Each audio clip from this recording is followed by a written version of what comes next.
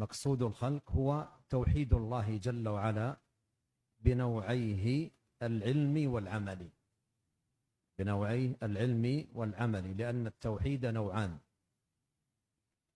توحيد علمي ويقال له أيضا توحيد المعرفة والإثبات، وتوحيد عملي ويقال له توحيد الإرادة والطلب.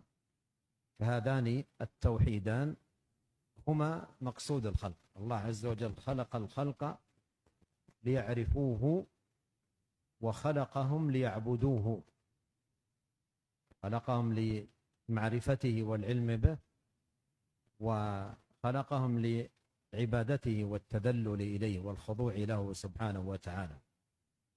اقرأ في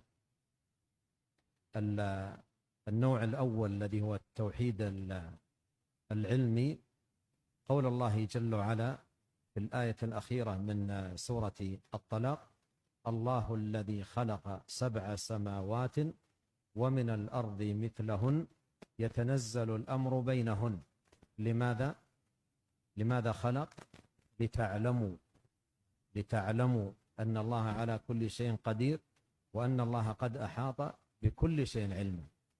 واقرأ في سورة الذاريات التوحيد العملي وأنه مقصود للخلق قول الله جل وعلا: وما خلقت الجن والإنس إلا ليعبدون.